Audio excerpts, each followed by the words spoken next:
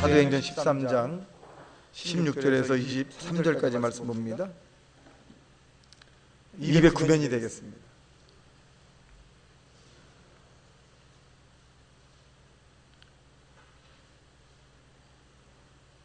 네, 13장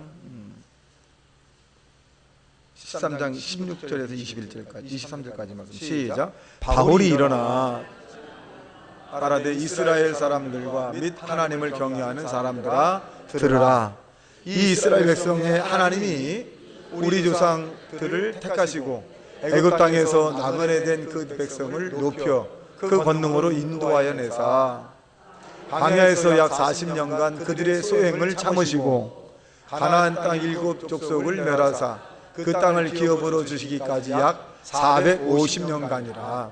그 후에 선지자 사무엘 때까지 사사를 주셨으니 그 후에 그들의 왕을 구하거늘 하나님이 베냐민 지파 사람 기스의 아들 사울을 40년간 두셨다가 패하시고 다윗을 왕으로 세우시고 증언하여 이르시되 내가 이새의 아들 다윗을 만나니 내 마음에 맞는 사람이라 내 뜻을 다 이루리라 하시더니 하나님이 약속하신 대로 이 사람의 후손들에게 이스라엘을 위하여 구주를 세우셨으니 곧 예수라. 아멘. 자, 우리 옆 사람에게 당신은 하나님의 사람입니다. 시작. 당신은 하나님의 사람입니다. 세상에서 가장 행복한 사람이 누구냐 하면 하나님과 동행하는 사람입니다. 근데 하나님과 동행하는 사람 가운데도 하나님의 선택을 받은 사람, 하나님 합한 사람이 다윗이에요. 그렇다면 다윗은 우리가 좀 다른 사람일까요? 그렇지는 않습니다. 다윗도 도덕과 윤리적으로 흠이 굉장히 많았던 사람인데 하나님께서 이 다윗이 어떤 부분을 통해서 이 다윗이 합한 사람이라고 했겠느냐 하면 첫째는 이 다윗은 하나님의 뜻을 쫓아 사는 사람이었어요. 36절에 보니까 다윗은 당시 하나님의 뜻을 쫓아 섬기다가 잠들어 하나님의 뜻이라면 생명을 건 거죠. 여러분, 우리가 하나님의 뜻은 어떤 것일까요?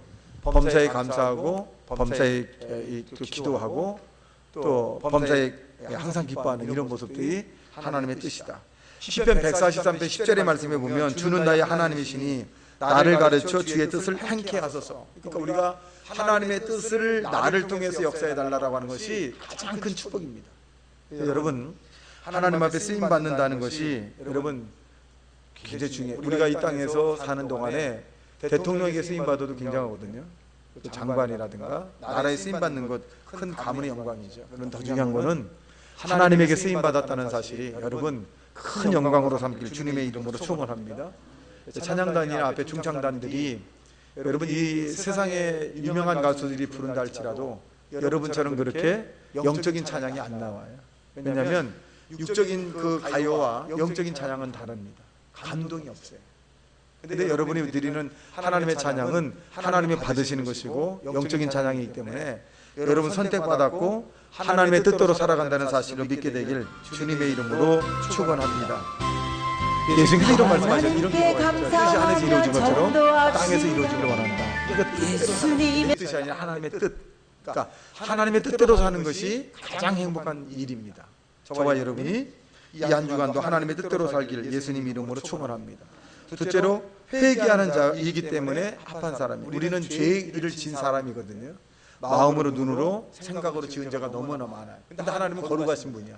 죄를 진 우리들은 거룩하신 하나님과 가까이 가려면 철저하게 회개하고 가야 됩니다. 그런데 이 다윗이라는 사람은 늘 하나님 앞에 회개했죠. 여러분, 죄는 부끄러워해도 회개하는 것을 부끄러워서는 안 됩니다. 상대가 나에게 잘못했습니다, 미안합니다, 죄송합니다 라고 할 때 과감하게 받아주는 것이 넓은 마음이에요. 왜? 그가 부끄러움을 무릅쓰고 자기의 죄를 고백한 거예요. 그래서 여러분 이 우리의 죄를 고백하는 것은 부끄러운 게 아니라 용감한 사람입니다. 그래서 우리의 죄를 고백하고 살아가는 하나님의 사람이 되시기를 주님의 이름으로 축원합니다. 죄를 회개하자는 것은 그냥 마귀의 자식이에요. 악을 행하는 자식이고 저주받은 자, 버림받은 자, 빛을 미워하는 자, 하나님의 진노가 머무른 자 이렇게 표현해주고 있어요. 죄를 회개하지 않는 자, 나는 죄 없다. 물론 우리가 교회 다니는 모든 사람들은 죄라고 하는 것이 너무나 익숙해요. 그래서 어떻게 하든지 죄를 안 지려고 합니다. 그런데 여러분 죄와 싸워서 이길 수 없습니다. 죄를 안 지려면 방법이 딱 하나예요. 예수님을 사랑하시기를 주님의 이름으로 축원합니다. 예수님을 사랑하면 여러분 죄를 짓지 않을 수 있어요. 타락한 사람이라 할 때 예수님을 사랑하면 타락하지 않습니다. 부도덕한 사람이라도 예수님을 사랑하면 부도덕한 일을 하지 않아요. 어떤 어린아이가 아버지와 함께 일을 하는데 무슨 일이냐, 아버지가 직업이 도시야. 남의 집에 훔치는 것을 하는데 하필이면 예화 내용이지만 딸을 앞세운 거야. 딸 보고 망을 봐라. 아버지는 훔치려고 할 테니까. 근데 이 아이가 아버지가 들어가서 물건을 가져오려고 하면 아버지 누가 봐요. 그래. 이게 후다닥 나오고 누가 봐. 누가 보는데 뭐 없어. 잘 봐라. 잘 봐라. 이제 또 훔쳐 들어가는. 근데 훔쳐 나오려고 하면 아버지 그래. 아유 후다닥 그래. 이제 몇 번 그러니까 아버지가 이 딸에게는 너 왜 자꾸 그렇게 아버지 일을 방해하냐 사업을. 그러니까 이 딸에 되는 거야. 자꾸 누가 본다고. 보긴 누가 보냐니까 하나님이 보고 계시다고.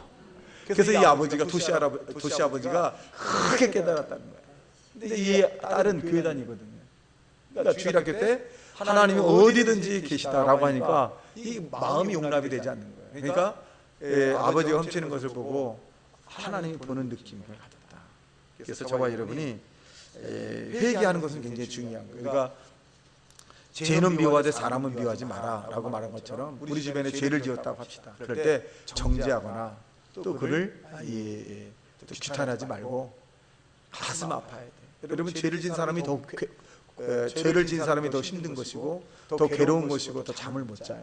양심이라는 게 때문에. 근데 거기에다 우리가 덧입히지 말자. 오히려 그 사람을 향해서 우리가 하나님의 긍휼과 자비가 임해서 다시는 그러한 죄를 짓지 않도록 여러분 우리가 기도해 주는 하나님의 사람이 되시기를 예수님 이름으로 축원합니다. 그래서 우리는 이 죄를 회개된다. 시편 38편 3절에 보니까 주의 진노로 인하여 내 살에 성한 것이 없사오니 나의 죄로 인하여 내 뼈에 편안함이 없나이다. 죄를 지면 뼈가 마르는 거예요. 굉장히 고통스럽다고 다윗이 이제 표현해주고 있습니다. 그래서 이 다윗은 시편 44편 22절에 보니까 흔적도 없이 도말시켜주. 도말이라는 게 씻어달라는 거거든요. 그러니까 다윗이 하나님 앞에 내 죄를 다 씻어주옵소서 이렇게 표현합니다. 그래서 땅에 사는 우리가 죄를 질 수밖에 없는 그런 영혼이지만 저와 여러분이 날마다 회개하고 살아가는 자 되시기를 주님의 이름으로 축원합니다. 셋째로 보면 이 다윗은 굉장히 부지런한 사람이다. 그래서 부지런한 사람. 여러분 기독교인은 부지런해야 돼요. 기도하는데 가정 살림하고 직장 다니고 또 농사 짓고 또 자기의 개인 일하고 굉장히 부지런해야 돼요. 여러분 부지런해야 하나님이 쓰임 받습니다. 괴테라고 하는 사람 말하기를 열성만이 인생을 영원하게 만든다. 이 말은 열성적인 사람이 성공한다는 거죠. 여러분 교회에서도 한 번 맡겨주면 열성을 다해서 열심을 품고 하는 사람, 그런 열정적인 사람이 그런 사람을 이길 수, 기술도 그 사람을 이길 수 없습니다. 열정적인 사람, 열정적인 사람이 틀리다가도 수정을 데려가고 그러면 완벽한 퍼펙트한 사람이 될 수 있습니다. 그래서 저와 여러분이 영적으로 육적으로 유체적으로 부지런한 사람이 되시기를 주님의 이름으로 축원합니다. 그 예가 보면 기동이라는 사람이 굉장히 부지런했다라고 표현합니다.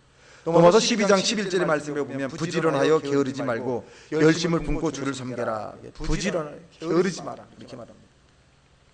마지막 네 번째 보면 여호와의 신에 감동된 사람이다. 성령에 감동된 사람이다. 3상 16장 13절에 보니까 사무엘이 기름 뿔을 취하여 그 형제 중에 그에게 부었더니 이날 이후로 다윗이 여호와의 신에 크게 감동되었더라. 성령이 감동되었더라. 이렇게 표현해주고 있습니다. 여러분 성도와 성도가 교통하는 것은 성령이야. 내 생각과 상대의 교인 생각이 같을 때가 굉장히 많은 것은 영이 같다는 거예요. 근데 불신자와 기독교인은 영이 틀리기 때문에 맞질 않아요. 다툼이 생길 수 있어요. 그래서 성경은 불신자와 같이 동업하지 마라.